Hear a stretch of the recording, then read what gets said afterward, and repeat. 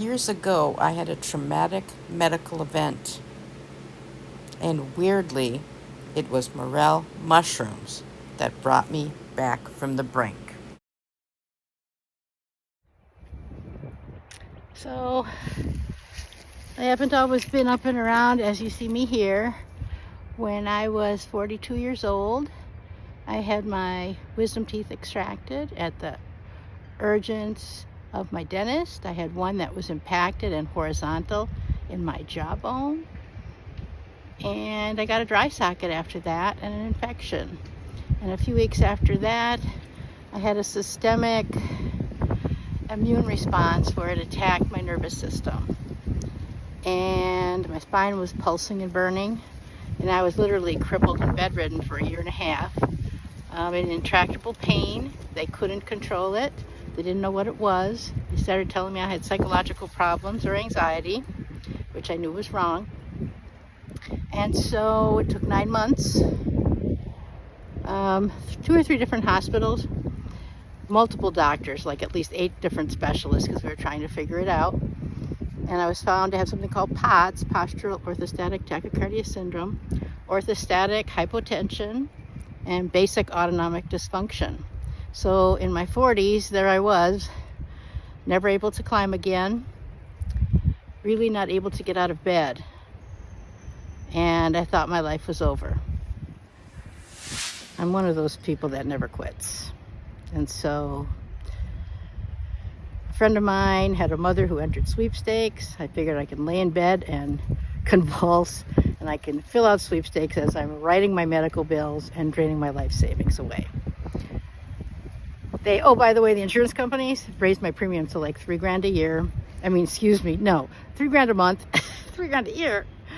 Yeah, and it wiped me out pretty fast. I had enough saved probably to buy a home, and it dwindled away.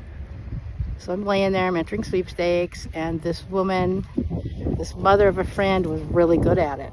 She had won a car for her daughter, so she taught me the tricks, and I entered a bunch of sweepstakes, and I was living with my parents. My mother was helping me to the bathroom so I didn't have to go into a nursing home, because basically every time I sat up, I'd pass out. Postural, right? You stand or sit, and all your blood drains to your feet. And so I would sit on the toilet and go to the bathroom and pass out and fall on the ground and crawl back into bed and whatnot. So pretty heinous. Dysautonomia is a thing where like your brain can't control all your automatic functions at once anymore, because my stupid immune system was chewing everything up. So yeah, I would faint, heat intolerance, noise intolerance, light intolerance, exercise intolerance, meaning I physically couldn't do any of those things. It was pretty bad. Entered a bunch of sweepstakes. My dad's like, why are you wasting money on this? And I'm still laying there, not diagnosed. This is in the very beginning. And just about to get a diagnosis from this wonderful neurologist. Talk about him later. And so, ding dong, FedEx came, and I won a car. Cute little Volkswagen Beetle. My dad's eyes went like that. Then he started saying, can I take those sweepstakes entries to the post office for you? Yeah. I couldn't drive the car. I couldn't hardly sit up in the car. I went to pick it up. My dad drove me home in it. And it sat in the driveway. So I went to like my 4th neurologist. The first one laughed and walked away when I suggested all kinds of creepy illnesses because I didn't know what it was. But this one listened. And I said to her, if I'm crazy, tell me. And I started going through like what my symptoms were, and she said, what about sweating? I'm like, I don't perspire at all. And she was like, what? We can test for that. And we could also test for your fainting. And so I had a tilt table test and a sweat testing, and failed both miserably. And that's how I was diagnosed by a specialist. His name is Alexandru Barboy. He was at the time at Freighter in Milwaukee. I followed him to Illinois, and I'm still with him today, 20 years later, in Indiana, as he completes and monitors research, particularly for children with this, which is a heinous life destroyer. So followed him around the country a bit, and he's looked after me.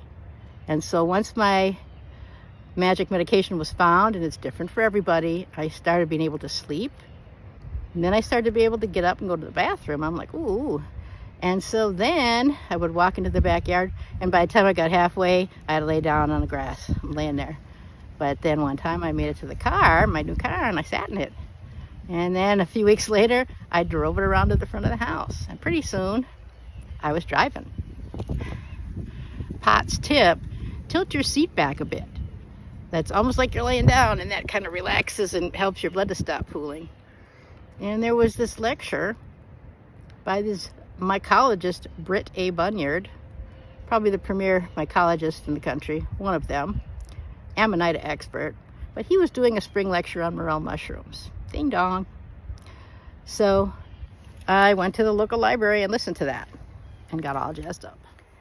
When you love nature, like I did, from probably age of 2, my mom said she never had to worry about me or fence in the yard till my brother came along, because she would look out the window and see me in the same exact spot 2 hours later and be like, "What are you doing, girl?"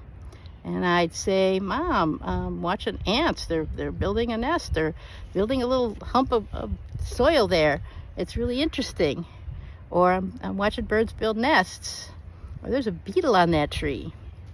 And my mother read to us, bought us encyclopedias when we were little, had my brother and I ahead of all the other children, which made me a target for bullies, trust me on that.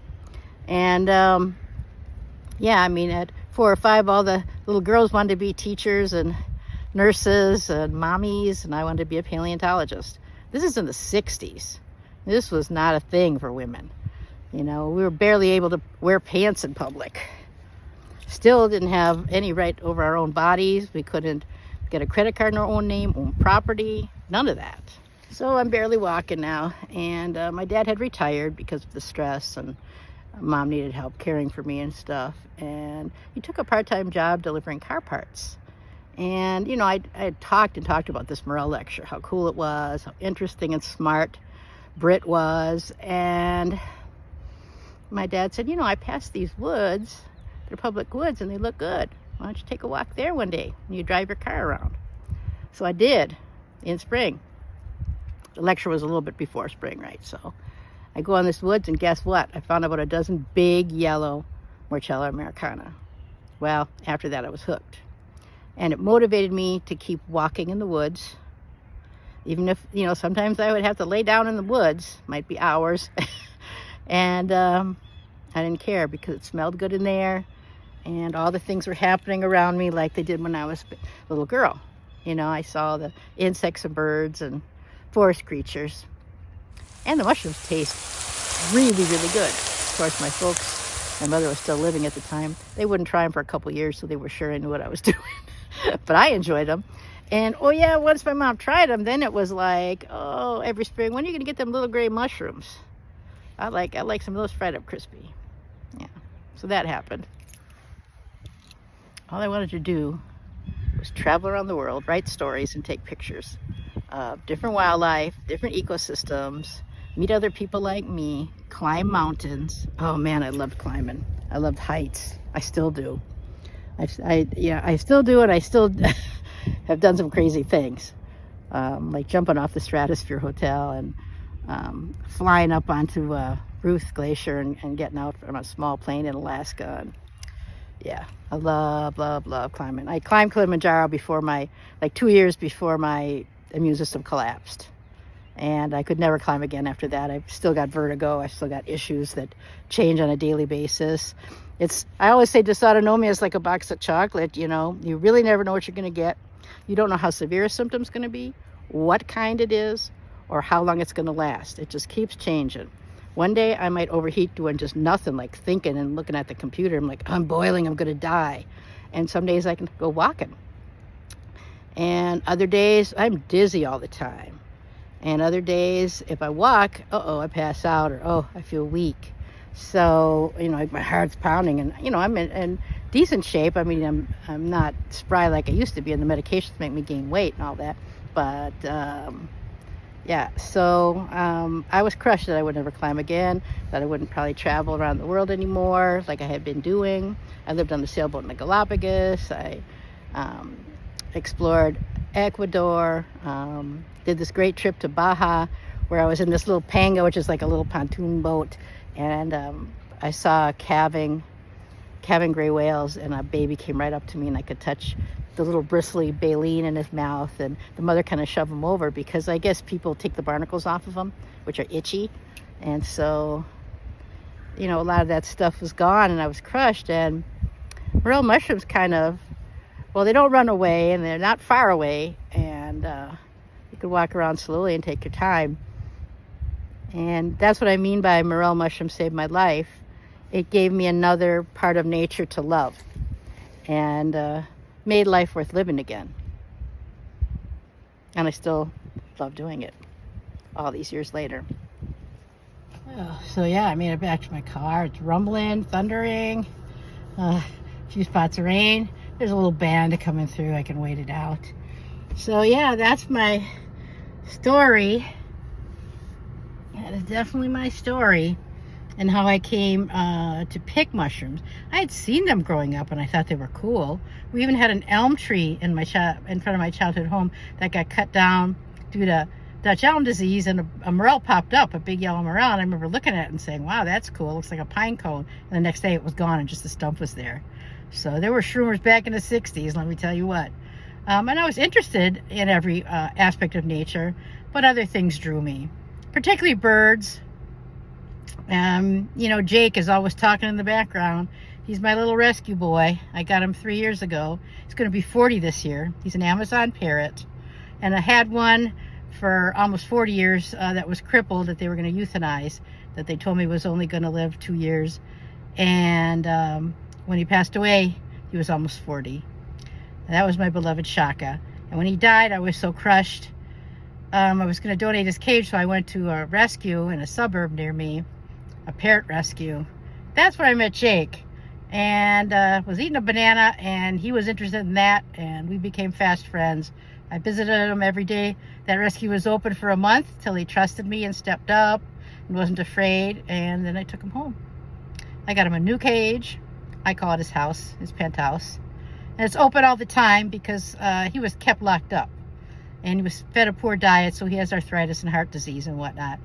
And so now he gets the bougie parrot premium diet and gets backpacked around. I have this really cool custom backpack, screened-in backpack with a perch in it and food and water dish. And he's seen a Great Lake. He's seen a waterfall. He's climbed to the top of an observation tower with me. Spent time on the beach. Backpacked and picked morels. One of the loves of my life is that little, I call him Baba Booey. It means baby boy. My little baby boy Jake. Sweet, gentle bird that can kill you when he's hormonal.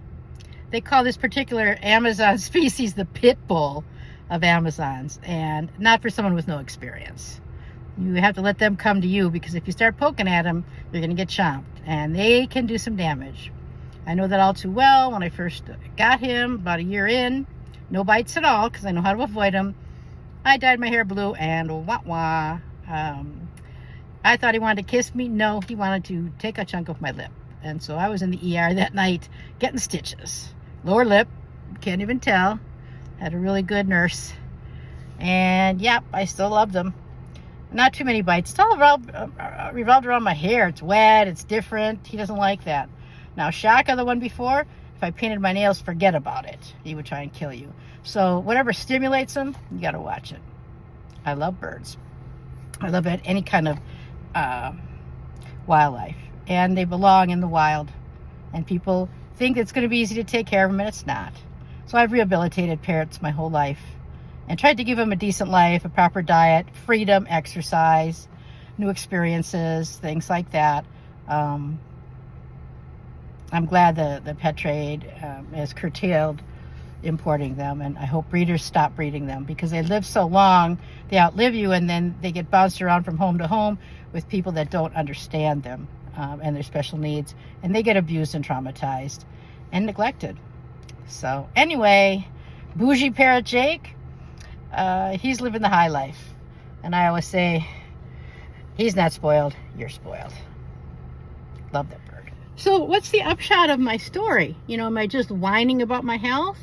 No, I'm telling you, if you can't do something that you used to do and you love it and you truly can't do it, well, you have to find something to replace that. You have to give yourself time to adjust. And like, I always loved nature, so I just found a different aspect of nature that, you know, I didn't have to climb mountains to see or travel the world to see. And I, you know, always rescued parrots. I do that.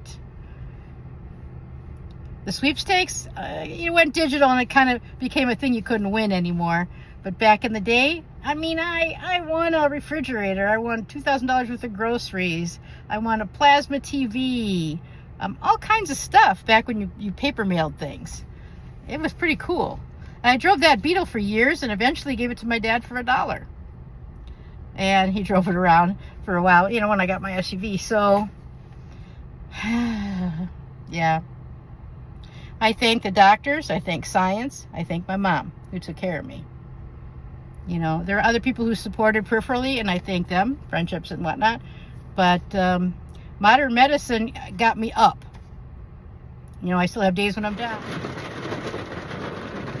Springtime. Waiting in the car. My next Morel spot because we got a little sprinkle. And yeah, I've hunted in the rain, but I just don't feel like getting wet if I don't have to. Saw it coming, heard it rumbling, popped in the car. Plus I'm safe from lightning, or safer.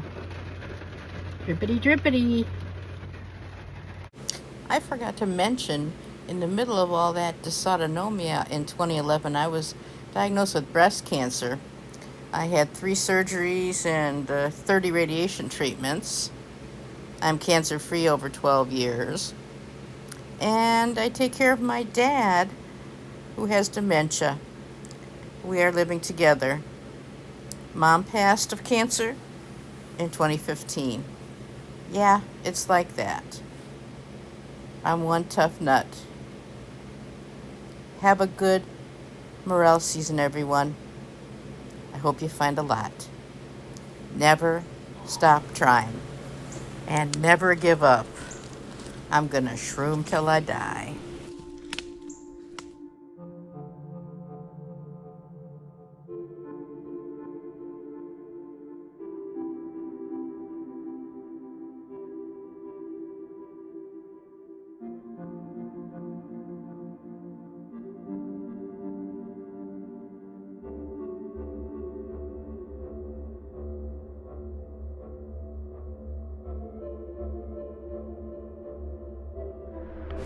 If you watched this video to the end, thank you so much.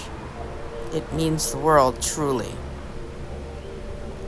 If you share it, you're going to go to Morel mushroom heaven. Pinky swear.